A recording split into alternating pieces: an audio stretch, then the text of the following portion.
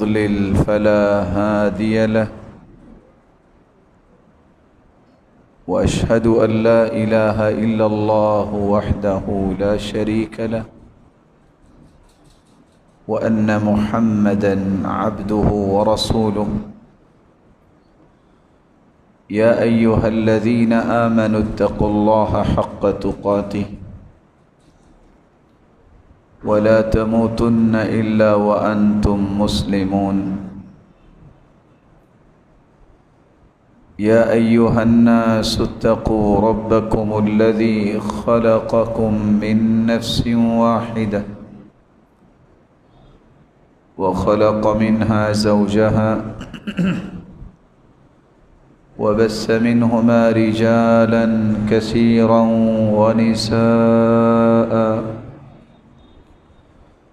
واتقوا الله الذي تساءلون به والأرحام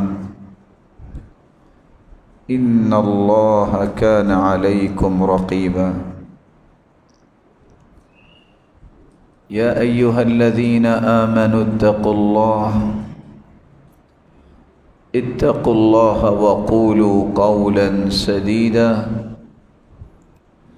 يصلح لكم أعمالكم ويغفر لكم ذنوبكم ومن يطع الله ورسوله فقد فاز فوزا عظيما أما بعد فأعوذ بالله من الشيطان الرجيم إن الذين قالوا ربنا الله ثم استقاموا تتنزل عليهم الملائكة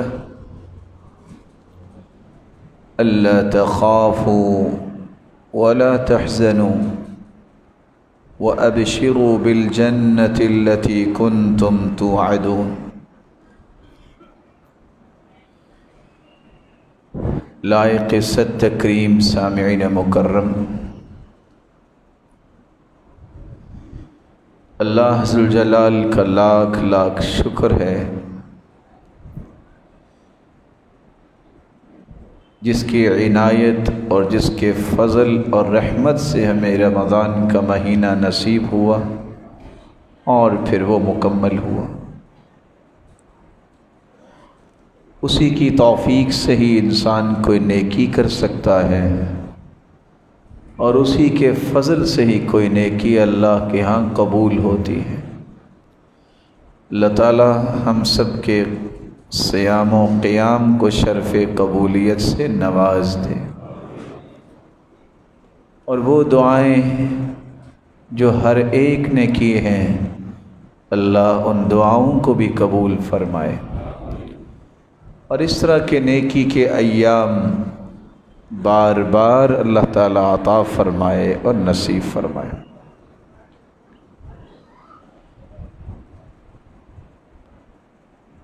بڑا مقام مل جانا، بڑا انعام مل جانا ہے تو بہت بڑی نعمت، لیکن ہے بہت بڑا امتحان۔ بچہ کلاس میں فرسٹ آتا ہے تو جہاں اسے خوشی ہوتی ہے میں فرسٹ آیا، وہاں آئندہ سالوں میں اس کے لیے ایک چیلنج بھی ہوتا ہے کہ میں اس معیار کو باقی کیسے رکھ سکتا ہوں۔ جس نے رمضان کے روزے رکھے ہیں، عبادات کی ہیں، دعائیں کی ہیں، قرآن کی تلاوت کی ہے اور اللہ ذوالجلال کے سامنے گڑ گڑا کے دعائیں کی ہیں، اور پھر بہت ساری نیکیاں کی ہیں، صدقات اللہ کی راہ میں دیے ہیں، یہ ساری چیزوں کو میں سارا سال باقی کیسے رکھ سکتا ہوں؟ یہ ایک بڑا مہم سوال ہے۔ وہ نیکیاں جس کے لیے میں سارا مہینہ تڑپتا رہا اور ان نیکیوں کو کر کے خوش ہوتا رہا، یہ تسلسل کے ساتھ نیکیاں کیسے ہو سکتی ہیں؟ ثابت قدمی کیسے مل سکتی ہے؟ استقامت کیسے اختیار کر سکتے ہیں؟ اس کا راستہ کیا ہے، اس کا طریقہ کیا ہے، اور کون سی ایسی چیزیں ہیں جن سے مجھے اب سارا سال بچنا ہوگا کہ کہیں میرا کیا ہوا عمل ضائع نہ ہو جائے، یا اتنا اچھا عمل کرنے کے بعد دوبارہ میں غلط راستے کی طرف چل نہ نکلوں، محرومیوں کے راستے کی طرف نہ چل نکلوں۔ یہ ایک بہت مہم سوال ہے، جس سوال اور اس کے جواب کو سمجھنے کے لیے آج ہم چند باتیں آپ کی خدمت میں پیش کریں۔ سب سے پہلے تو یہ جاننا ضروری ہے کہ استقامت کہتے کس کو ہے۔ جو میری اور آپ کی تڑپ ہونی چاہیے، اللہ ہمیں صراط مستقیم دے دے، استقامت عطا فرما دے اور ثابت قدمی عطا فرما دے۔ استقامت کس کو کہتے ہیں؟ سیدنا ابو بکر صدیق رضی اللہ تعالی عنہ کہا کرتے تھے، الاستقامہ اللہ تشرک باللہ شیئا۔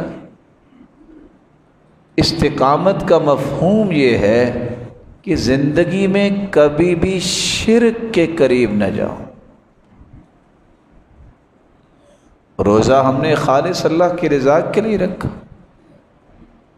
اس رمضان کا پیغام یہ ہے کہ اگر آپ استقامت اختیار کرنا چاہتے ہیں، کوئی ایسا کلمہ جو شرک بن سکتا ہے، کوئی ایسا عمل جو شرک کے قریب لے جائے گا، کوئی ایسی فکر جو شرکیہ ہے، اس سے دستبردار ہو جائیے، اسے چھوڑ دیجئے، اس سے دور ہو جائیے۔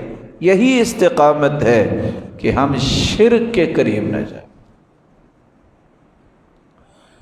سیدنا عمر رضی اللہ تعالی عنہ فرمایا کرتے تھے، الاستقامہ ان تستقیم علی الامر والنہی ولا تروغ روغان الثعالب ولا تروغ روغان الثعلب۔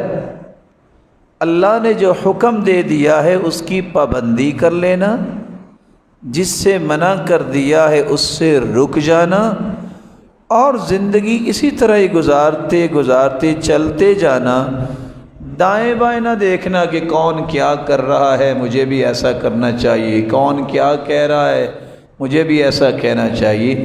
صرف یہ دیکھیں کہ میرے اور آپ کے رب نے کیا کہا ہے، میں وہ کام کروں گا۔ میرے رب نے کس چیز سے منع کیا ہے، میں اس سے رک جاؤں گا، اور اسی پہ اپنی زندگی کو گامزن کر لینا، یہ استقامت ہے، اور اسی کو ہی ثابت قدمی کہتے ہیں۔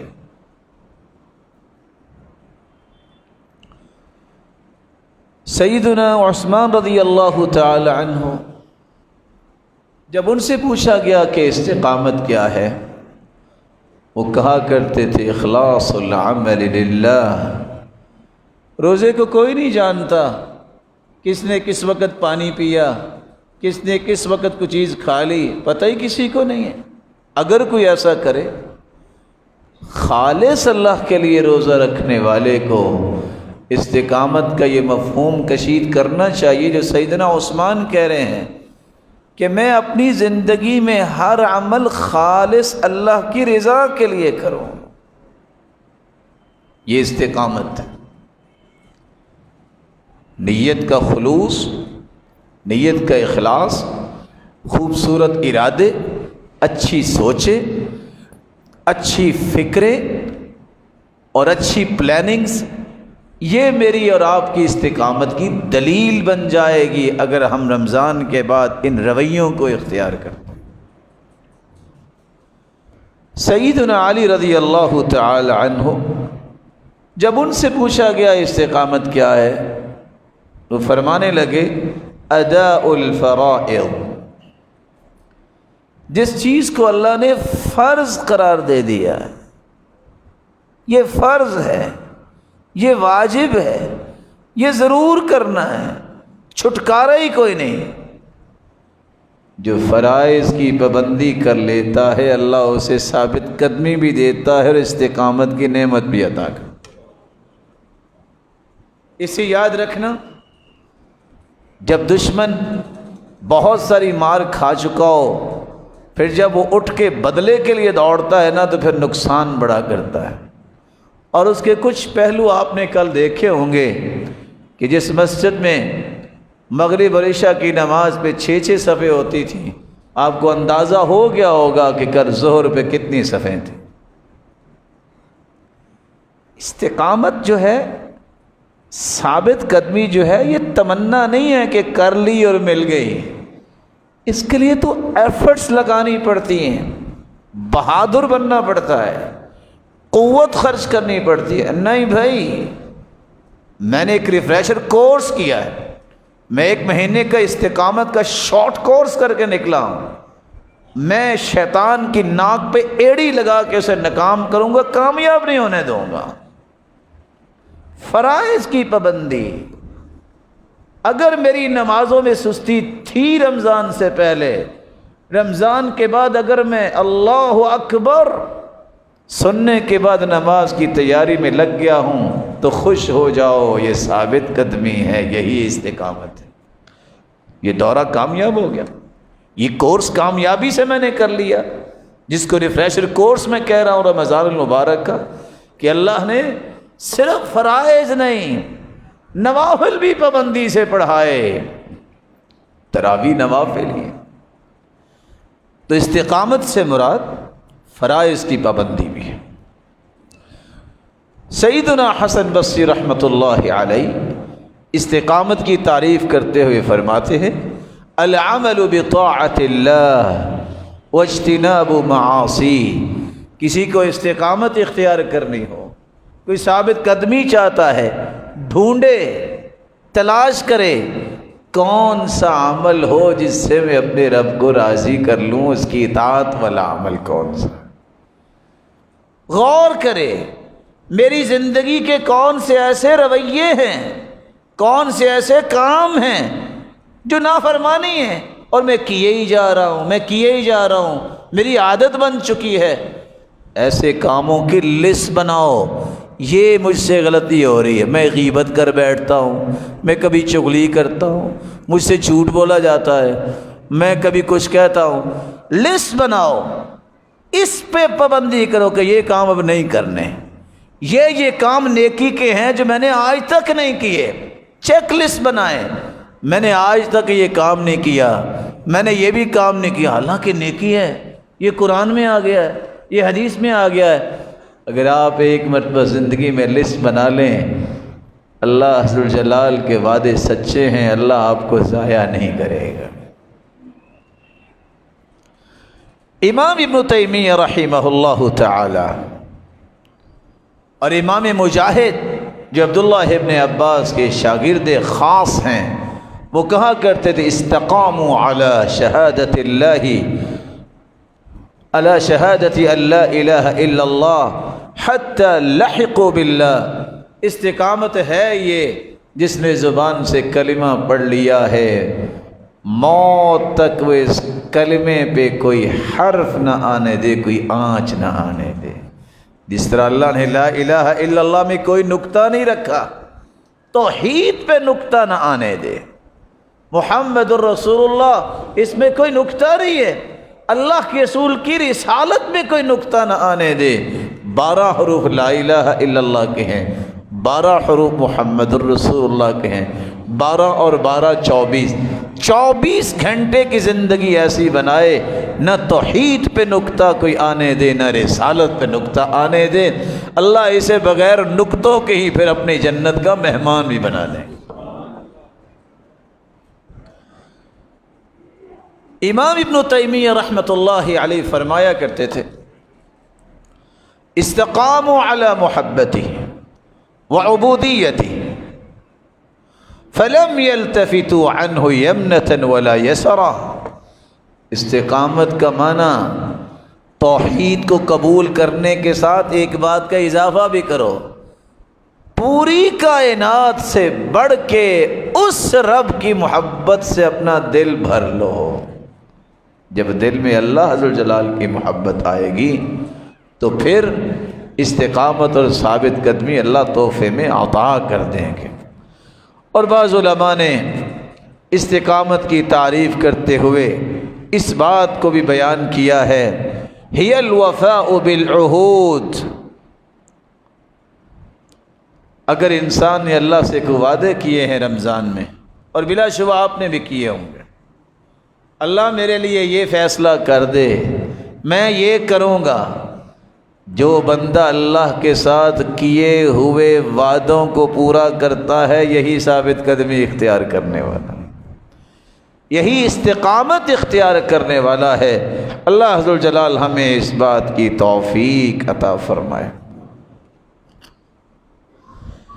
تو آپ نے یہ بات سنی کہ اگر تمنا سچی ہے کہ رمضان جیسا میرا پورا سال بن جائے ثابت قدمی کے ساتھ، استقامت کے ساتھ، تو مجھے شرک کے قریب نہیں جانا، مجھے صرف وہ کام کرنا ہے جس کا اللہ نے حکم دیا ہے، مجھے اس سے بچنا ہے جس سے اللہ نے منع کیا ہے، مجھے فرائض کی پابندی کرنی ہے۔ کچھ بھی ہو جائے مجھے دنیا کی رضا نہیں چاہیے، میں نے اللہ کی رضا کے لیے کام کرنا ہے، اور مجھے دائیں بائیں دیکھنے کی کوئی ضرورت نہیں ہے۔ مجھے دیکھنا ہے کہ میں کہاں کھڑا ہوں، میرا سٹیٹس کیا ہے دینی طور پر، میرا اللہ کے ہاں مقام کیسے بن سکتا ہے، میں اپنے رب کو راضی کیسے کر سکتا ہوں، میں نے اللہ سے جو وعدے کیے تھے ان کی پابندی کتنی کر رہا ہوں، کون سے ایسے کام ہیں جو آج تک میں نے نہیں کیے، اس کی لسٹ بناؤں گا اور اس کو کرنا شروع کر دوں گا ایک ایک کر کے۔ کون سے ایسے کام ہیں، میری زندگی کے کتنے سال ختم ہو گئے اور ابھی تک وہ برائیاں میرے ساتھ چلتی آ رہی ہیں، میں ان کو ایک ایک کر کے چھوڑتا رہوں گا۔ یہی استقامت ہے۔ اللہ ہم سب کو یہ نعمت عطا فرماتا۔ رسول اکرم صلی اللہ علیہ وآلہ وسلم نے اس لیے اپنی زبان اطہر سے استقامت کی فضیلتیں بھی بیان کی ہیں۔ سفیان بن عبداللہ الثقفی بیان کرتے ہیں، میں نے اللہ کے رسول صلی اللہ علیہ وسلم سے ایک سوال کیا، قل لی فی الاسلام قولا لا اسأل عنہ احدا بعدک۔ اللہ کے رسول صلی اللہ علیہ وسلم ایسی بات مجھے بتا دیجئے کہ میں آپ کے پاس یہ بات جب پوچھ کے چلا جاؤں تو زندگی میں مجھے کسی اور سے پوچھنے کی ضرورت ہی نہ رہے۔ آپ نے کیا فرمایا؟ قل آمنت باللہ ثم استقم، یہ کہہ دو کہ میں اللہ پر ایمان لایا اور اس پہ پھر پختہ ہو جاؤ، ثابت قدمی دکھاؤ۔ اس جیسا مشورہ آپ کو دنیا میں کوئی نہیں دے گا۔ اس سے یہ پتہ چلا استقامت اختیار کرنے والا ہی اصل میں حقیقی مومن ہوتا ہے۔ سچا ایمان، سچا ایمان اسی کا ہے جو چلتا ہی رہتا ہے نیکی کے کام پہ۔ وہ چند دن کے لیے نیکی نہیں کرتا، اس کی زندگی کا موٹو ہوتا ہے نیکی کرنا، اس کا شعار ہوتا ہے کہ میں نے نیکی کرنی ہے، دنیا برائی بھی میرے ساتھ کرے گی تو میں نے نیکی کو نہیں چھوڑنا۔ کیوں؟ میں نے وعدہ کر لیا ہے، میں نے اپنے آپ کو ایک مشن اور منہج دستور دے دیا ہے، میں اپنے دستور کو نہیں چھوڑ سکتا، قانون کو نہیں چھوڑ سکتا جو اللہ ذو الجلال نے بھیجا ہے، اس کو میں نے بھی اپنی زندگی کا شعار اور شعور بنا لیا ہے، میں اس کو چھوڑوں گا۔ آپ صلی اللہ علیہ وآلہ وسلم پر اسی طرح قرآن مجید اللہ نے اتارا، وَمَن يَعْتَصِم بِاللَّهِ فَقَدْ هُدِيَ إِلَى صِرَاطٍ مُسْتَقِيمٍ۔ اللہ ذو الجلال کی باتوں کو جو مضبوطی سے تھام لیتا ہے، اللہ اسے صراط مستقیم پہ گامزن کر دیتے۔ اللہ تعالیٰ نے حکم کیا دیا؟ فَاسْتَقِمْ كَمَا أُمِرْتَ وَمَنْ تَابَ مَعَكَ وَلَا تَطْغَوْا إِنَّهُ بِمَا تَعْمَلُونَ بَصِيرٌ۔ فَاسْتَقِمْ كَمَا أُمِرْتَ، میرے محبوب اسی طرح اپنے آپ کو مضبوطی سے چلانا شروع کر دو جس طرح آپ کو حکم دیا گیا ہے۔ وَمَن تَابَ مَعَكَ، یہ حکم صرف آپ کے لیے نہیں ہے، آپ کے ساتھ جتنے لوگ ہیں جو اللہ کی طرف رجوع کرنے والے ہیں ان کو بھی استقامت کا یہی سبق پڑھائیے۔ تو استقامت ہی انسان کو سچا مومن بناتی ہے۔ بلکہ رسول اللہ صلی اللہ علیہ وآلہ وسلم صحابہ کے پاس تشریف فرما تھے۔ عبداللہ ابن مسعود رضی اللہ تعالیٰ عنہ فرماتے ہیں خط لنا رسول اللہ صلی اللہ علیہ وسلم خطا، اللہ کے رسول نے کچھ لائنیں لگائیں۔ ثم قال، جب وہ ایک لائن لگائی فرمایا ھذا سبیل اللہ، یہ جو سیدھی لائن ہے یہ اللہ ذوالجلال کی طرف لے جانے والی لائن۔ ثم خط خطوطا عن یمینہ وعن شمالہ، آپ نے پھر ایک لائن دائیں طرف بھی کھینچی اور ایک لائن بائیں طرف بھی کھینچی۔ پھر آپ صلی اللہ علیہ وسلم نے فرمایا هذه سبل متفرقہ علی کل سبیل منہ شیطان، یہ جو سیدھا راستہ ہے یہ قرآن و حدیث کا راستہ ہے۔ یہ جو میں نے دائیں بائیں لائنیں کھینچی ہیں یہ بھی مختلف راستے ہیں، لیکن ہر وہ لائن جو میں نے دائیں بائیں کھینچی ہے یہ وہ راستہ ہے جس راستے پہ ہر راستے پہ ہی شیطان بیٹھا ہوا ہے۔ صراط مستقیم پہ وہ چلتا ہے جو اللہ ذوالجلال کے بتائے ہوئے اور اس کے رسول کے بتائے ہوئے راستے کو اختیار کرتا ہے۔ رسول اللہ صلی اللہ علیہ وآلہ وسلم نے پھر قرآن مجید کی یہ آیت تلاوت کی وَأَنَّ هَذَا صِرَاطِي مُسْتَقِيمًا فَاتَّبِعُوهُ وَلَا تَتَّبِعُوا السُّبُلَ فَتَفَرَّقَ بِكُمْ عَن سَبِيلِهِ ذَلِكُمْ وَصَّاكُمْ بِهِ وَأَنَّ هَذَا صِرَاطِي مُسْتَقِيمًا، یہ ہے صراط مستقیم لوگو جس کو میں لے کے آیا ہوں، اس کو اختیار کرو، فاتبعوا، اس کی اتباع کرو، ولا تتبعوا السبل فتفرق بكم عن سبیلی، دائیں بائیں جو راستے ہیں ان کی طرف نہ جانا، یہ سارے کے سارے راستے شیطان کے راستے۔ راستہ وہی ہے جس کا تعین اللہ نے کر دیا ہے، راستہ وہی ہے جس کا تعین اللہ کے رسول نے کیا ہے، اس سے بڑا کوئی راستہ نہیں ہے۔ اللہ تعالیٰ اس راستے کی توفیق عطا فرمائے۔ میں ایک چھوٹی سی مثال سے بھی اس بات کو واضح کرنا چاہوں گا۔ راستہ یہ ہے صوموا لرؤیتہ وافطروا لرؤیتہ، چاند نظر آئے تو روزہ رکھو اور چاند نظر آئے تو عید مناؤ، یہ راستہ شریعت نے طے کیا ہے۔ دنیا جہان کی ٹیکنالوجی آسمانوں تک پہنچ جائے، حکم اللہ کے رسول کا ہی مانا جائے گا جب تک چاند نظر نہیں آئے گا، نہ روزہ رکھا جائے گا، نہ عید منائی جائے۔ یہ راستہ ہے جو اللہ کے رسول نے دیا ہے، جو اللہ نے اپنے پیغمبر کی زبان سے یہ بات نکلوا دی ہے، اصول ہے، ضابطہ ہے۔ کوئی ادھر سے بول رہا ہے یہ بھی کوئی چاند ہے کہ رات 11 بجے نظر آیا، سبب کیا ہے؟ ہمیں ضابطے رسول یاد نہیں ہے میرے پیارے بھائیوں، آپ کو یاد ہونا چاہیے۔ سنن نبی داؤد کی روایت ہے، رسول اللہ صلی اللہ علیہ وسلم کے پاس ایک شخص آ گیا، کہا ہم نے چاند دیکھا ہے، روزہ رکھا ہوا تھا، آخر سحری بھی کی ہوگی، روزے رکھے ہوئے توڑوائے اور کہا آؤ نماز پڑھے۔ ہمیں ضابطہ یاد ہی نہیں رہتا۔ اور دوسری روایت کے الفاظ ہیں، ظہر کے بعد ایک شخص نے آگے کہا کہ میں نے چاند دیکھا ہے، آپ نے روزہ تڑوایا، کہا کل عید پڑھیں گے، کیونکہ عید جو ہے وہ سورج کے زائل ہونے زور سے پہلے پہلے پڑھ سکتے ہیں، کل عید پڑھیں گے، آج روزہ توڑ دو۔ ضابطہ وہ ہے جو اللہ کے رسول نے بیان کیا ہے۔ یہ کوئی معنی نہیں رکھتا کہ رات 1 بجے نظر آیا ہے کہ 11 بجے نظر آیا ہے، آ گیا، یہ ثابت ہونا ضروری ہے۔ ایک نہیں، کتنے لوگوں نے اگر دیکھا ہے تو مسلمان اس بات کا پابند ہے، صوموا لرؤیتہ وافطروا لرؤیتہ، روزہ رکھے گا تو چاند دیکھ کے رکھے گا، اور اگر عید منائے گا تو چاند دیکھ کے منائے گا۔ وہ شام کو نظر آ جائے، وہ 11 بجے نظر آئے، وہ سحری کو نظر آئے، اللہ کے رسول نے تو روزہ رکھا توڑوا دیا ہے۔ کس وجہ سے؟ ضابطہ یہ ہے۔ اپنے ضابطوں کی طرف نہ بجاؤ، بناوٹی ضابطہ نہیں بناتے، ہمیشہ بناوٹی ضابطوں کی طرف بندہ جاتا ہے جب قرآن و حدیث سے صحیح تعلیمات اس نے پڑھی نہیں ہوتی۔ رسول اللہ صلی اللہ علیہ وآلہ وسلم نے جس راستے کا تعین کیا ہے میرے پیارے بھائی، اس راستے کو ماننا چاہیے۔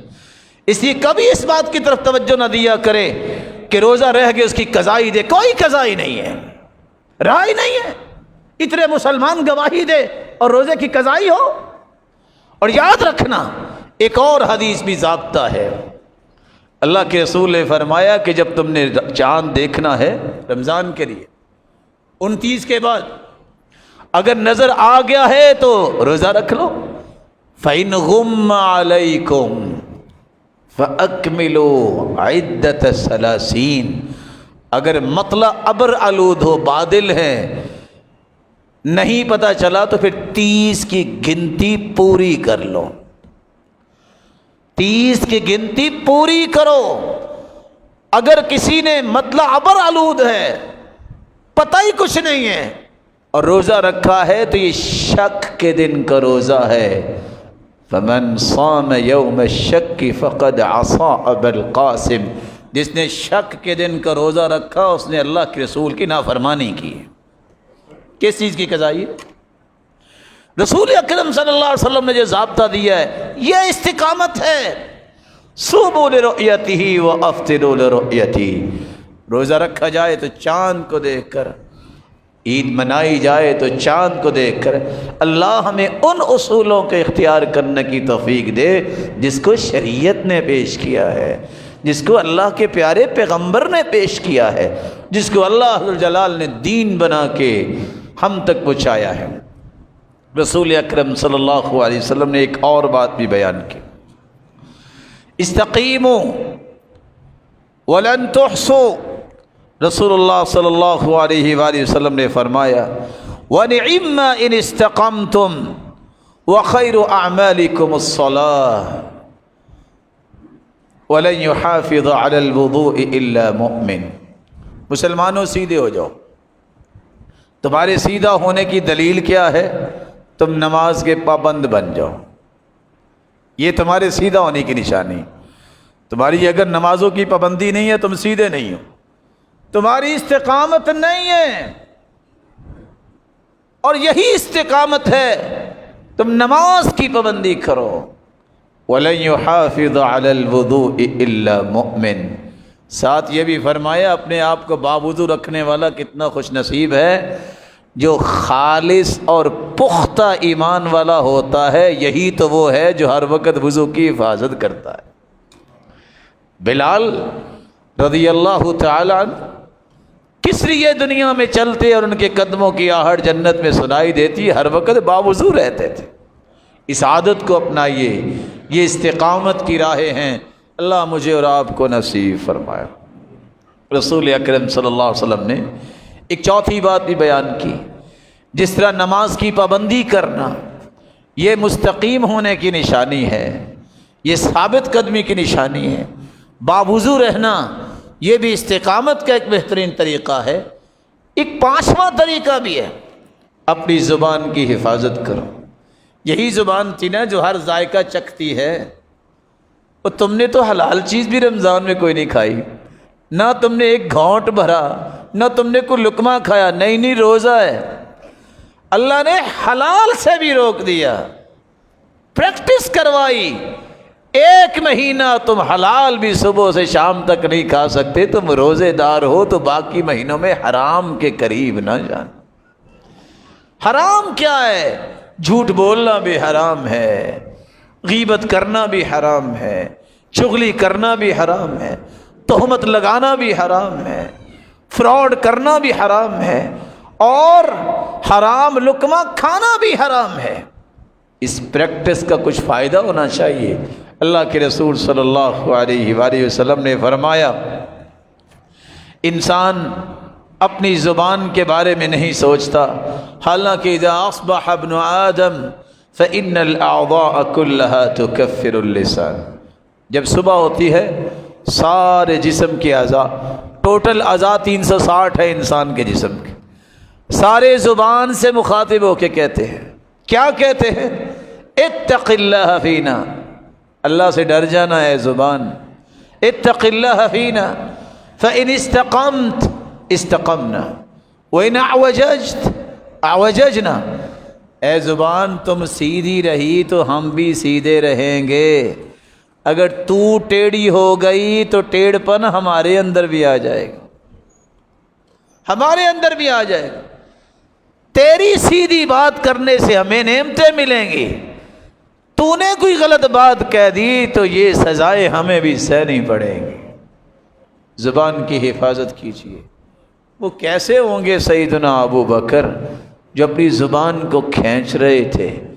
سیدنا عمر نے پوچھا ما غفر اللہ لک، اے اللہ آپ کو معاف کرے، آپ کیا کر رہے ہیں؟ آپ زبان کیوں کھینچ رہے ہیں؟ فرمایا ان ھذا الذی اوردنی الموارد، اگر ہلاکتوں کی طرف لے کے جاتی ہے تو یہ زبان ہی لے کے جاتی، میں اس کی تربیت کر رہا ہوں. اللہ کے رسول نے سچ فرمایا تھا، اللہ کے رسول نے سچ فرمایا تھا. صحابی جا رہے ہیں معاذ بن جبل، اللہ کے رسول نے اسلام کی بھی بات کی، ایمان کی بھی بات کی، جہاد کی بھی بات کی. مختلف باتیں کرنے کے بعد فرمایا میرے صحابی وَهَلْ يَكُبَّ النَّاسُ عَلَى مَنَاخِرِهِمْ إِلَّا حَصَائِدَ أَلْسِنَتِهِمْ.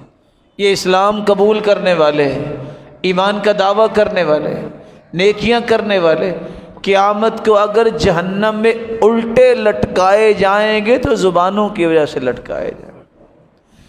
اس لیے رمضان کے بعد اپنی زبان کی حفاظت کیجیے، اور زبان کی حفاظت کرنے والے کی زندگی میں بھی اللہ نے ایسی رونق رکھی ہے کہ آپ سوچ ہی نہیں سکتے.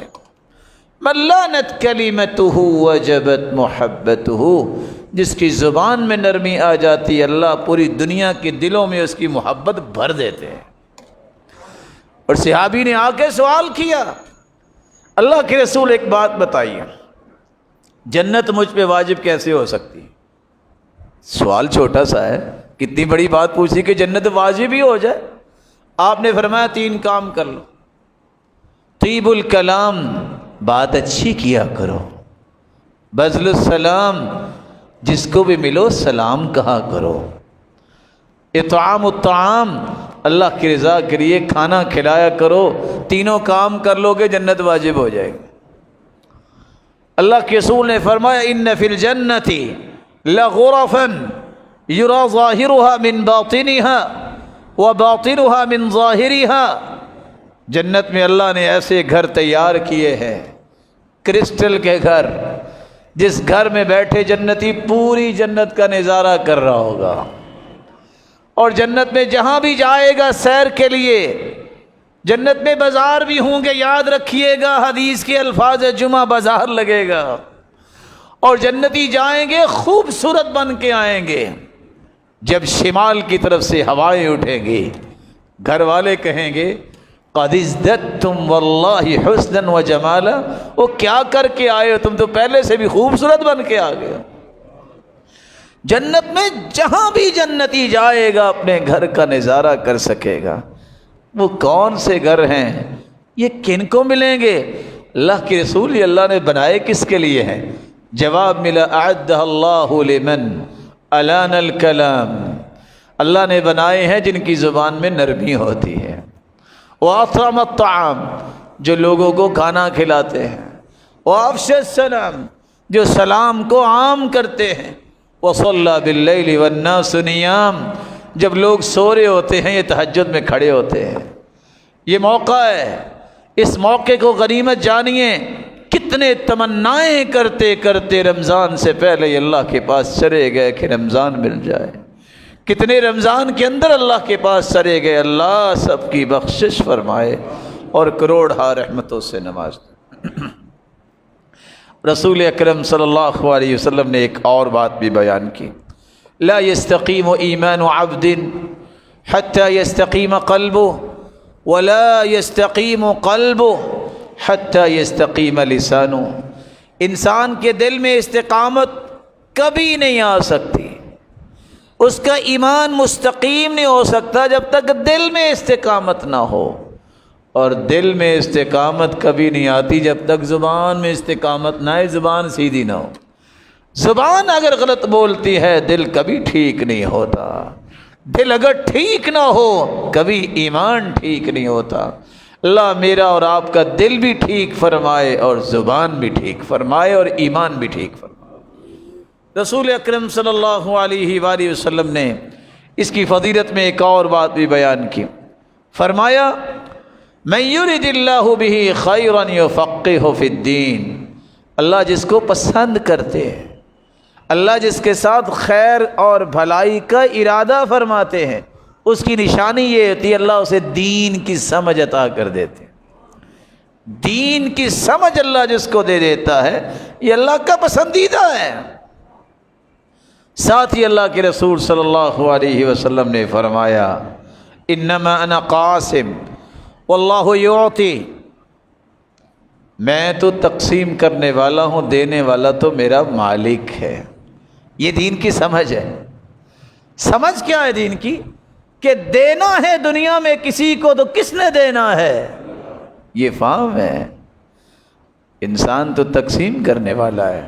اللہ عز وجل نے اپنے پیغمبر کی زبان اطہر سے کیا فرمایا، اعلان کیا کروایا، انما انا قاسم واللہ یعطی، میں تو تقسیم کرنے والا ہوں، دینے والا میرا مالک ہی ہے۔ اس مالک کی تعریفیں کرو جس مالک نے سب کو عطا کیا ہے۔ ساتھ ہی اللہ کے رسول نے فرمایا وَلَن يَزَالَ أَمْرُ هَذِهِ الْأُمَّةِ مُسْتَقِيمًا حَتَّى تَقُومَ السَّاعَةُ أَوْ حَتَّى يَأْتِيَ أَمْرُ اللَّهِ، جب تک یہ دین کی سمجھ رہے گی دین بھی قائم رہے گا یہاں تک کہ قیامت آ جائے گی۔ یہ نیت، یہ ارادہ، یہ سمجھ انسان کی کبھی نہیں ٹوٹنی چاہیے کہ اللہ دیتا ہے، اور اللہ جانتا ہے کہ اگر کسی کے ذہن میں آ جائے کہ میرے ہاتھ جو ہیں ان میں بڑی صلاحیت ہے، یہ کمائی بہت کرتے ہیں، یہ شخص مارا گیا۔ اگر 10 انگلیوں کی بات ہوتی کہ یہ کمائی کرتی ہیں تو جن کے ہاتھ کٹے ہیں ان کو تو فوت ہو جانا چاہیے تھا، وہ بھی کھا کے ہی سوتے ہیں۔ اس لیے کبھی نہ سوچئے گا کہ میری صلاحیت تھی میں نے کمائی کی مجھے ملا ہے، میں عبادت بہت کرتا ہوں اس لیے مجھے کچھ شان ملی ہے، میرے رکھ رکھاؤ بہت ہے، میرے فالورز بڑے ہیں، میری دنیا میں قدر بہت ہے۔ نہیں، یہ سب میرے اور آپ کے رب کا فضل ہے، یہ اس کی عنایت ہے، یہ اس کی توفیق ہے۔ اللہ اس توفیق کو ہمیشہ ہمارے اوپر قائم رکھے، اور اللہ عز وجل جس کو بھی جو نعمت عطا کی اللہ اس کی حفاظت فرمائے۔ رسول اکرم صلی اللہ علیہ وآلہ وسلم نے صحابہ کرام کو اس زمن میں ایک اور بات بھی سمجھائی۔ 19 صحابی سوال کرتے ہیں حدثنی بعلم استقیم علیہ، اللہ کے رسول ایسا علم پھر مجھے دے دیجئے میں اس پہ ثابت قدمی دکھاؤں۔ علم ثابت قدمی۔ آپ نے فرمایا سنو، اگر یہی چاہتے ہو علیک بالہجرہ فإنہ لا مثل لہا، ایک علم آج میں تمہیں دے رہا ہوں، ہجرت کرو۔ کس چیز کی ہجرت؟ اس جیسا کوئی عمل نہیں ہے۔ ہجرت کس بات کی؟ برے دوستوں کی طرف سے نیک لوگوں کی طرف ہجرت کرو، برائیوں سے نیکیوں کی طرف ہجرت کرو۔ الہجرت من دار الکفر الی دار الایمان، کفر کی جگہ سے ایمان کی جگہ کی طرف ہجرت ایک یہ ہے۔ الہجرت من دار الخوف الی دار الامن، جہاں خوف ہے تمہارے ایمان کو ادھر سے چلو اور ادھر چلے جاؤ جہاں تمہارا ایمان محفوظ ہو۔ اور آپ صلی اللہ علیہ وسلم نے فرمایا والمہاجر من ہجر ما نہى اللہ عنہ، سب سے بہترین ہجرت کرنے والا وہ ہے جو اللہ کے منع کردہ کاموں کو چھوڑ دیتا ہے۔ ہجرت کرو۔ اور میں آپ سے بھی کہوں گا اتنا مبارک مہینہ گزرنے کے بعد چھوڑ دو ایسے دوستوں کو جو تمہارا وقت ضائع کرتے ہیں، چھوڑ دو جو تمہیں قرآن سے دور رکھتے ہیں، چھوڑ دو ایسی مجلسوں کو جن میں بیٹھ کے غیبتیں سننی پڑتی ہیں، کرنی پڑتی ہیں، چھوڑ دو ایسے ساتھیوں کو جن ساتھیوں کی وجہ سے نمازیں لیٹ ہو جاتی ہیں، جن ساتھیوں کی وجہ سے لڑائیاں اور فسادات ہوتے ہیں۔ آ جاؤ ان لوگوں کی طرف جو تمہیں دین کی بات بتائیں، جو تمہیں اچھی اچھی باتیں سنائیں، جو تمہیں اچھے مشورے دے، جو تمہیں دنیا اور آخرت کی کامیابی کے طریقے بتائیں، جو تمہیں اللہ سے جوڑے، جو تمہیں اللہ کے رسول سے جوڑے۔ ایسی باتوں کو چھوڑ دو جس سے اللہ ناراض ہوتا ہے، ایسی باتوں کی طرف آ جاؤ جس سے اللہ راضی ہوتا ہے۔ ایسے مال کی طرف نہ جاؤ جس میں شک شبہ ہے، آ جاؤ اس مال کی طرف، تھوڑا بھی ہوگا لیکن حلال ہوگا، اللہ کی قسم بابرکت ہوگا۔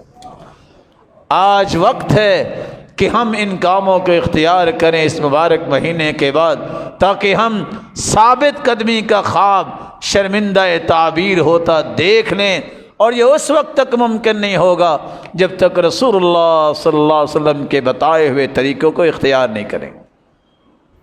آپ صلی اللہ علیہ وسلم نے ایک بات اور پیش کی، اور یہ بات بھی تھوڑی سی توجہ سے سننے والی۔ دارمی کی روایت ہے، سیدنا عبداللہ ابن مسعود اپنے گھر میں، ان کے شاگرد ابو موسیٰ اشعری اور دوسرے مسجد میں ہیں۔ مسجد میں حلقہ بنانے والوں نے اکٹھے ہو گئے۔ ایک کہتا ہے حلیلو مئہ، سارے 100 مرتبہ لا الہ الا اللہ اکٹھے پڑھو۔ وہ سارے شروع ہو گئے لا الہ الا اللہ، لا الہ الا اللہ۔ سچ بتائیے اس کلمے سے بڑھ کے دنیا میں کوئی کلمہ ہے؟ افضل الذکر لا الہ الا اللہ، سب سے افضل ذکر لا الہ الا اللہ ہے۔ پھر کہتے ہیں کبروا مئہ، 100 مرتبہ اللہ اکبر کہو۔ سچ بتائیے اللہ کی کبریائی سے بڑھ کے بھی کوئی کلمہ ہے؟ نہیں ہے۔ سبحوا مئہ، 100 مرتبہ سبحان اللہ اس طرح پڑھو۔ مسجد میں بیٹھے ہیں، اللہ کا ذکر کر رہے ہیں۔ صحابی اٹھے عبداللہ بن مسعود کے پاس کہ مسجد میں یہ ہو رہا ہے۔ کہا تم نے منع کیوں نہیں کیا؟ کہا ہم نے تو اس لیے منع نہیں کیا، آپ آئیں گے تو آپ سمجھائیں گے۔ عبداللہ ابن مسعود رضی اللہ تعالیٰ عنہ تشریف لائے اور آ کے کہتے ہیں یا معاشر القراء استقیموا فقد سبقتم سبقا بعیدا، استقامت اختیار کرو۔ استقامت اس انداز زندگی کو کہتے ہیں جو محمد مصطفیٰ سے ثابت ہو۔ یاد رکھو قد سبقتم سبقا بعیدا۔ آپ صلی اللہ علیہ وسلم کے صحابی نے آ کے کہا یہ تم کیا کر رہے ہو؟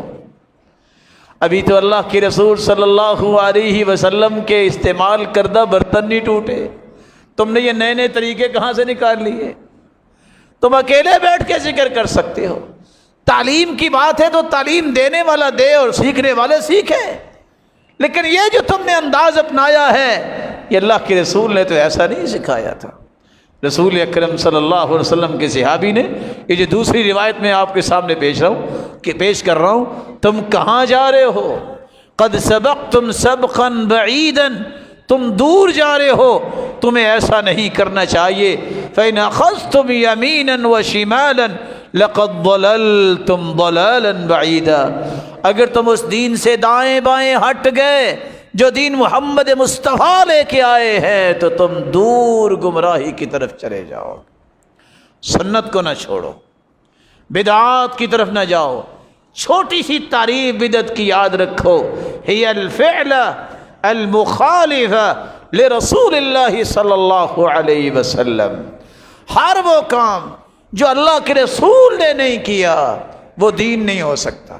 میں پھر دہراتا ہوں تاکہ میرے معزز اور مکرم بھائیوں کو یاد رہے، ہر وہ کام جو محمد مصطفیٰ نے نہیں کیا، حکم نہیں دیا، وہ دین نہیں بن سکتا۔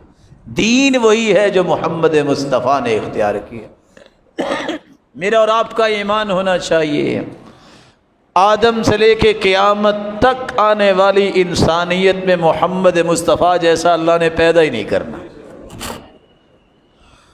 مخلوق میں سے ذات کے اعتبار سے اس جیسی ہستی دنیا میں نہ آئی ہے نہ آئے گی۔ جس طرح وہ ذات کے اعتبار سے بے مثال ہستی اللہ نے پیدا کی ہے، یاد رکھیے گا، وہ اپنی ہر بات کے اعتبار سے بھی بے مثال ہی ہے، اس کی ادائیں بھی بے مثال ہیں، اس کے اعمال بھی بے مثال ہیں۔ اس لیے ہم اس ہستی کے عمل کو اپنا عمل بنائیں جس جیسی ہستی اللہ نے بنائی ہی نہیں ہے۔ اللہ ہمیں سنت پہ اپنی زندگی گزارنے کی توفیق عطا فرمائے۔ رسول اکرم صلی اللہ علیہ وآلہ وسلم کے پاس ایک شخص آیا اور آ کے سوال کرتا ہے، دلنی علی عمل یدنینی من الجنہ ویباعدنی من النار۔ اللہ کے رسول ایسا عمل تو بتائیے جس عمل کو کرنے سے میں جنت کے قریب ہو جاؤں، وہ عمل ہی مجھے جنت کے قریب کر دے اور جہنم سے دور کر دے۔ آپ نے کیا فرمایا؟ اعبد اللہ، ان تعبد اللہ ولا تشرک بہ شیئا، اللہ کی عبادت کرنا، شرک نہ کرنا۔ تقیم الصلاۃ، میرے صحابی نماز کی پابندی کرنا۔ وتؤتی الزکاۃ، زکوٰۃ کو ادا کرنا۔ وتصل، اور رشتہ داروں سے اچھا برتاؤ کرنا۔ اونٹنے کی مہار پکڑی ہوئی تھی اس شخص نے، آپ نے فرمایا اب چھوڑ دو میری مہار اونٹنی کی جو ہے وہ تم نے پکڑی ہے۔ اس صحابی نے اونٹنی کی مہار کو چھوڑ دیا اور چلا گیا۔ آپ نے صحابہ کی طرف مخاطب ہو کے فرمایا، دیکھ رہے ہو اس کو، اس نے سوال کیا کیا؟ ایسا عمل پوچھ رہا ہے کہ جنت کے قریب ہو جاؤں، جہنم سے دور ہو جاؤں۔ توحید کو نہ چھوڑے، نماز کو نہ چھوڑے، زکوٰۃ خوشی سے ادا کرے، رشتہ داروں کے ساتھ اچھا برتاؤ کرے۔ ساتھ ہی اللہ کے رسول نے فرمایا، ان تمسک بما امر به دخل الجنہ۔ بخاری مسلم کی روایت ہے، صحابہ گواہ رہنا، اگر اس نے 4 چیزوں کی پابندی کر لی، تمسک اختیار کیا، ثابت قدمی سے، استقامت سے لگا رہا، تو یہ شخص جنت میں جائے گا۔ اللہ عز و جلال ہر ایک کو جنت کی خوشخبری سنائے۔ امام ابن تیمیہ رحمۃ اللہ علیہ کہا کرتے تھے، اعظم الکرامہ لزوم الاستقامہ۔ لوگ بڑی بڑی کرامتیں بیان کرتے ہیں، فلاں کی کرامت، فلاں کی کرامت۔ اللہ عز و جلال ہمیں حقیقی کرامت عطا فرمائے۔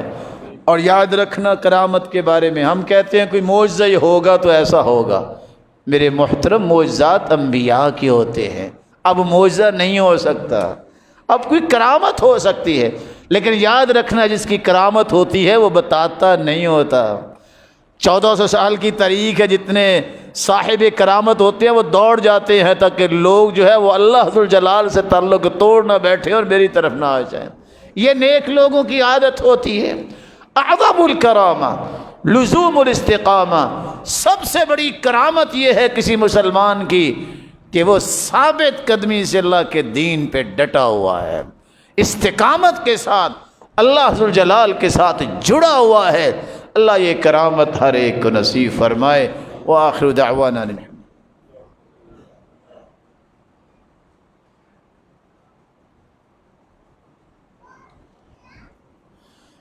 الحمد للہ علی احسانہ والشکر له على توفیقہ وامتنانہ، اما بعد، ان الذین قالوا ربنا اللہ ثم استقاموا، جن لوگوں نے کہہ دیا کہ میرا رب اللہ ہے، پھر اس پہ انہوں نے استقامت اختیار کی، کیا ہوگا؟ تتنزل علیہم الملائکہ، اللہ کے نورانی فرشتے انہیں بشارتیں دینے کے لیے اترتے ہیں۔ اللہ تخافوا، ایسے لوگوں کو نہ دنیا میں کوئی غم ہوگا نہ آخرت میں غم ہوگا، کوئی خوف نہیں ہوگا۔ ولا تحزنوا، جس طرح دنیا اور آخرت میں کوئی خوف نہیں ہوگا، کوئی غم بھی نہیں ہوگا۔ وابشروا بالجنہ، فرشتے اس کو جنت کی بشارت دنیا میں ہی سنا دیتے ہیں۔ کنتم توعدون، جس کا تم وعدہ دیے گئے ہو۔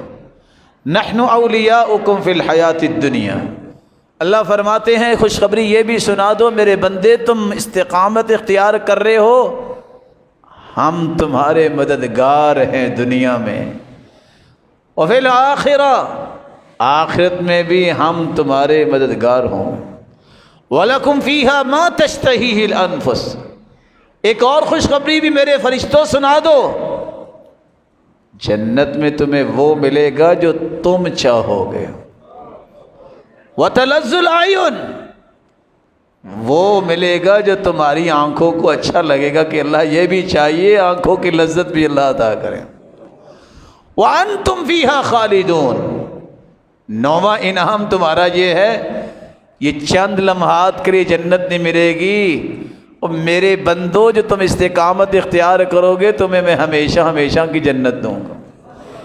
صرف جنت نہیں، 10واں انعام نزلا من غفور الرحیم، اور تمہارا میزبان جنت میں تمہارا رب ہوگا، میزبانیاں وہ تیار کرے گا۔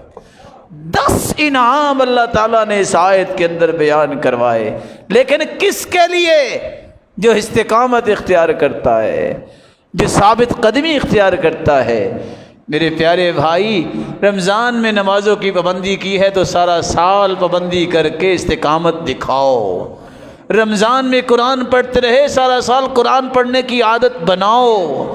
رمضان میں خاموشی اختیار کرتے، ضرورت کی باتیں کرتے تھے تو سارا سال ایسی عادت بناؤ۔ رمضان میں صدقہ کیا ہے تو سارا سال فقیر و مسکینوں کا خیال رکھو۔ یہ وہ چیزیں ہیں جس سے 10 انعامات انسان کو ملتے ہیں۔ یا میں 2 چیزیں اور پیش کر کے بات کو ختم کروں گا۔ پہلی چیز، یہ استقامت ٹوٹتی کیسے ہے؟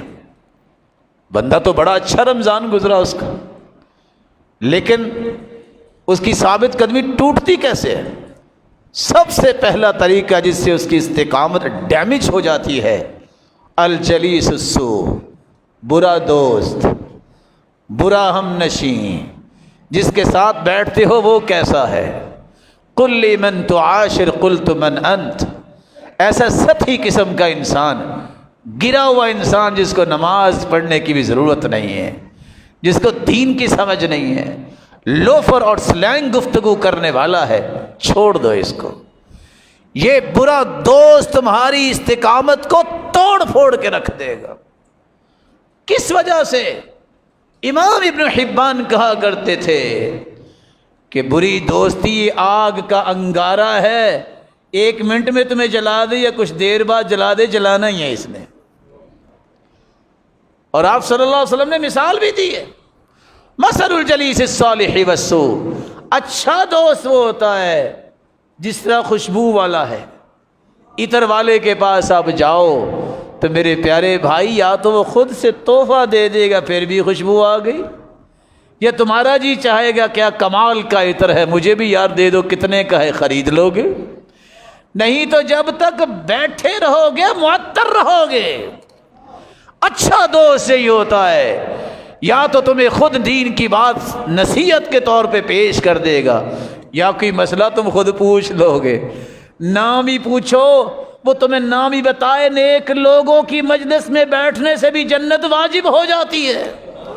کتنی بڑی روایت ہے صحیح بخاری کی، اللہ کا ذکر کرنے والے بیٹھے ہیں، آسمانوں سے فرشتے اترتے ہیں، ایک گزرتا گزرتا ویسے ہی بیٹھ گیا، اللہ نے فرشتے کے ذریعے اعلان کروایا، فرشتوں گواہ رہنا میں نے سب کو معاف کر دیا۔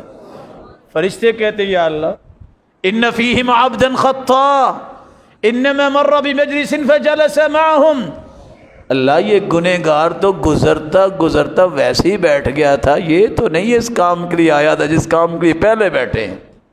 جواب سنیے گا، ہم الجلساء لا یشقی بہم جلیسہم، اور میرے فرشتوں جو بیٹھنے والے مجھے پیارے اتنے لگتے ہیں، جو ان کے ساتھ بھی آ کے بیٹھ جائے وہ بدبخت نہیں ہوتا، میں اسے بھی معاف کر دیتا ہوں۔ اچھے دوست تلاش کیجئے۔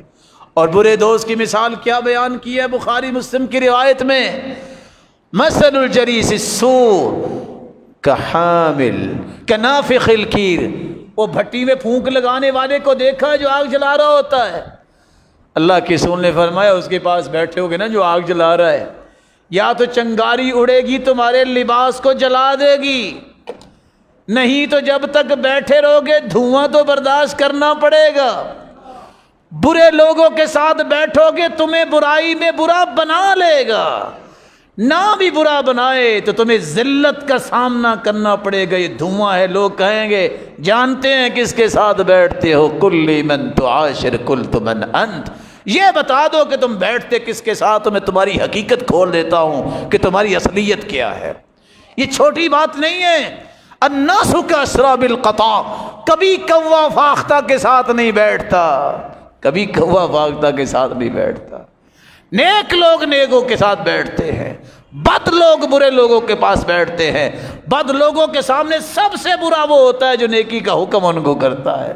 نیک لوگ کبھی ہم نوالا ہم پیالہ ان کو نہیں بناتے جو بے نماز ہیں، جو اس طرح کی سنگ اور ورگل گفتگو کرتے ہیں۔ ان کو یہ ہوتا ہے کہ میرا دین کیسے بچ سکتا ہے۔ صحابی جس جیسا ایمان ہی کسی کا نہیں، وہ ایک دوسرے کو کہتے تعال نؤمن ساعہ، میرے بھائی میرے پاس بیٹھو تھوڑا سا ایمان تازہ کر لیں۔ کون کہہ رہا ہے؟ صحابی کہہ رہے ہیں۔ میرے بھائیوں، یہ موقع ہے کہ ہم اپنی زندگی میں اس طرح کے اصول لائیں تاکہ ہماری بھی ثابت قدمی ہو جائے اور ہماری ثابت قدمی ڈیمیج نہ ہو۔ دوسری بات، ثابت قدمی کیسے ٹوٹتی ہے؟ جس طرح برے دوست توڑتے ہیں۔ اور برے دوست توڑنے کی بات آئی تو ایک اور بھی بات پیش کر دوں۔ پتہ کیا ہوتا ہے؟ اللہ توفیق جس کو دے دے وہ نیک بن جاتا ہے۔ برے دوست پتہ کہتے ہیں، ہاں اب بڑے تم مولانا بن گئے ہو، تانے دیں گے، باتیں یاد کروائیں گے کہ تم تو ایسے تھے، کم نغمت سمعنا وانت فینا راقص مریب، اور اکٹھے ہم نے گانے سنے اور تم رقص بھی کیا کرتے تھے، آج بڑے نیک بن بیٹھے ہو۔ پھر کہیں گے وہ کتنے ہم نے اکٹھی نمازیں چھوڑی، آج تم اکیلے ہی نیک بن گئے ہو۔ کتنے ہم نے جوئے کھیلے، آج تم اکیلے نیک بن گئے ہو۔ لا تلتفت لا تلتفت، مت ان کی باتوں پہ غور کیجئے گا، باتیں ہوتی رہتی ہیں، استقامت نہ چھوڑیے گا۔ وہی جواب دیجئے گا جو صحابی نے جواب دیا۔ کون سا جواب؟ اسلام سے پہلے مرصد الغنوی، اس کا تعلق اناق کے ساتھ تھا۔ جب اسلام لے آئے، اسلام قبول کرنے کے بعد دوبارہ گئے مکہ، اناق نے دیکھ لیا، کہا مرصد آ گئے ہو؟ کہا خبردار بات کی، میں مسلمان ہو چکا ہوں۔ کہا میں شور مچاؤں گی؟ کہا مچا دو، میں اللہ کا بندہ بن گیا ہوں، میرا رب میری حفاظت کرے گا۔ تانوں سے کبھی نہ ڈریے، پریشان نہ ہوئیے۔ الکلاب تنبح والقافلۃ تسیر، ہمیشہ قافلے رواں دواں رہتے ہیں۔ جنہوں نے باتیں کرنی ہیں، جنہوں نے آوازیں نکالنی ہے، وہ آوازیں نکال دیے ہوتے ہیں، پریشان نہ ہوئی۔ تیسری بات، الغفلۃ والتسویف، کبھی بھی زندگی میں یہ نہ سوچئے گا چلو نیکی کاری لوں گا، چلو یہ کام کاری لوں گا، چلو یہ گناہوں سے معافی مانگ ہی لوں گا۔ فوری اپنی زندگی کے کام نپٹانے کی کوشش کرے۔ پتہ ہے کہ سورج غروب ہونے سے پہلے زندگی کا سورج غروب ہو جائے۔ کبھی اس طرف نہ جائیے، لمبی امیدیں نہیں، یہ بھی بندے کو خراب کرتی ہے۔ آج اپنی زندگی کا ذرا معائنہ کیجیے، کتنے کام ہے 2 سال سے ہم نے نہیں کی۔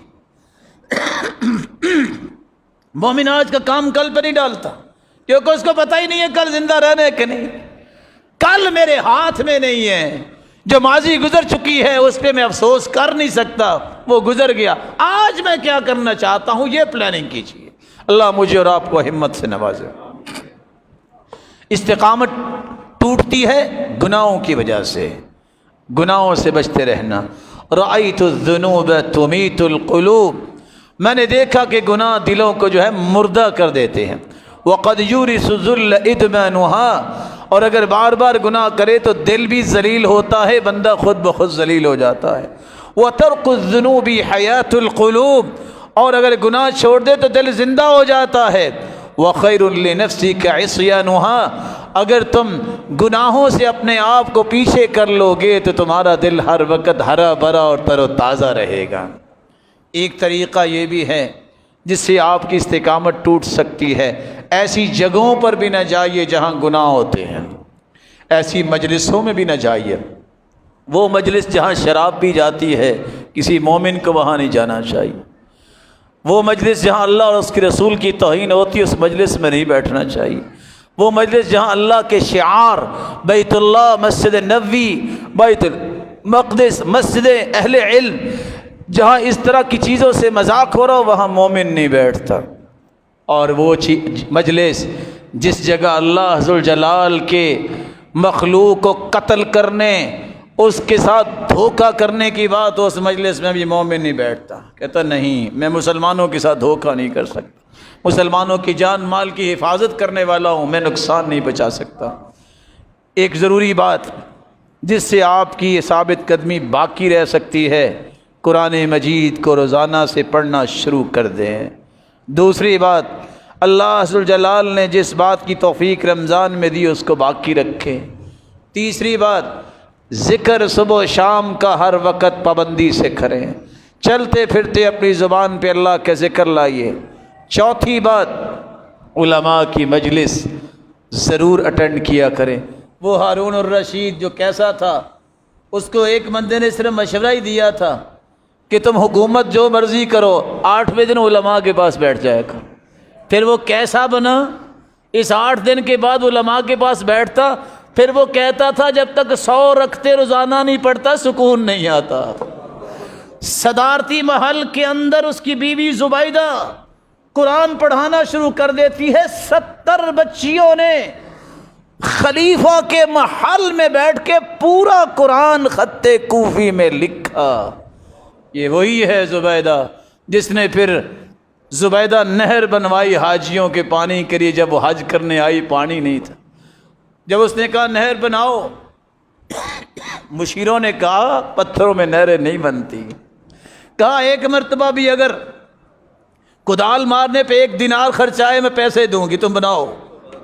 نہر بنوائی۔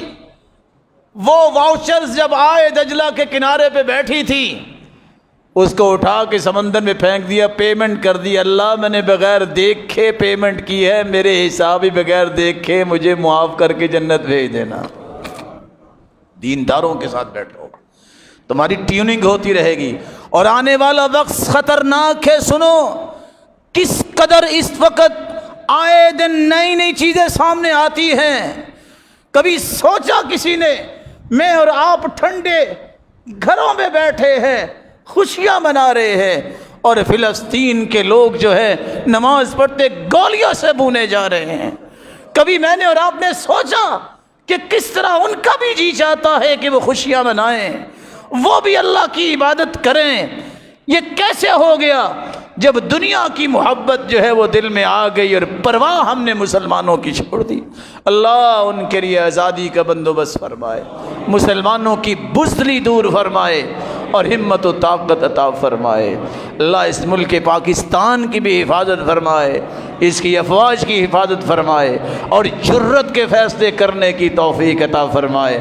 کبھی اپنی زبان سے دعاؤں سے ان کو محروم نہ کیا کرے، کوشش کرے اور لوگوں کو آگہی دے۔ یہ ذمہ داری ہے کہ ہم مسلمانوں کی خوشیوں میں شریک اور مسلمانوں کے غموں میں بھی شریک ہوں۔ عبداللہ بن عباس 14 سال کا مفتی ہے۔ کسی نے پوچھا چھوٹی عمر میں اتنا بڑا مقام؟ کہتے ہیں ایک اللہ کی رحمت ہے، ایک اللہ کے رسول نے دعا کی تھی۔ تیسرا اس کا سبب یہ ہے جب بارش ہوتی ہے میں بہت خوش ہوتا ہوں۔ پوچھا آپ کی کوئی زمین بھی ہے؟ کہا نہیں، اصل میں مسلمان بارش سے خوش ہوتے ہیں تو میں بھی خوش ہوتا ہوں کہ مسلمانوں کو خوشی مل گئی ہے۔ عدل کی بات ہوتی ہے تو میں خوش ہوتا ہوں، میں کہتا ہوں یا اللہ ایسے اور پیدا فرما۔ لوگ پوچھتے ہیں آپ کا کوئی فیصلہ ہے؟ کہتے نہیں، زمین میں عدل کی بات مجھے پسند ہی بہت ہے، اس لیے میں دعا کر دیتا ہوں۔ اللہ ایسا ہمیں بھی بنائے۔ اور آخری بات میرے پیارے بھائیوں، انبیاء کے قصص پڑھو، پرانی عادات کو جس طرح آپ نے یک لخت چھوڑ دیا جو نیکی کی عادت تھی۔ یہ سفید داڑھیوں والے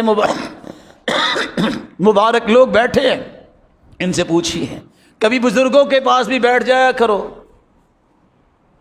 ان سے پوچھیے آج سے 30-35 سال پہلے کیا حالات تھے، کوئی بھی عورت، کوئی بھی بڑا چھوٹا، کسی گھر میں جب تک صبح قرآن کی تلاوت نہ کرتا کسی کام کو ہاتھ نہیں لگاتا، گھروں میں برکت تھی۔ مائیں رات سوتے وقت انبیاء کے قصے سناتی، صحابہ کے قصے سناتی، یہ پرورش ہوتی تھی، یہ نشو و نما تھی اولادوں کی۔ ایسے لوگ بھی تھے جن کو اللہ نے توفیق سے نوازا کہ جب ان کو خوشی ملتی وہ سجدہ کیا کرتے۔ پوچھا بیٹا یہ کیا؟ کہتے میری ماں کو جب بھی خوشی ملتی وہ سجدے میں چلی جاتی۔ حتیٰ کہ باپ بیٹے کو ایک کھانے کی چیز دیتا ہے، وہ کہتا ہے بابا ذرا پکڑیے گا، پکڑا کے سجدے میں چلا گیا۔ بیٹا یہ کیا؟ کہا میری ماں کی عادت یہ تھی جب کوئی چیز ملتی تو وہ سجدہ کرتی تھی۔ آج رات کو انبیاء اور صحابہ کے قصے نہیں، اسلام کے خلاف موویز دیکھی جاتی ہیں، فیس بک پہ راتیں گزاری جاتی ہیں۔ کیسے تربیت ہوگی؟ بدلو اپنے آپ کو اس سے پہلے کہ اللہ کا عذاب آئے۔ اللہ ہم سب کو محفوظ فرمائے۔ مولا کریم جتنے یہ بات سن رہے ہیں سب کو اپنی رحمت نصیب فرما، سب کے گناہوں کو معاف فرما، سب کی عبادتوں کو قبول فرما۔ مولا کریم ان کی دعاؤں کو بھی قبول فرما۔ جس طرح تیرے گھر میں جمع ہے جنت الفردوس میں اپنے محبوب کے ساتھ جمع فرما اور اپنے دیدار کا مستحق بنا۔ وآخر دعوانا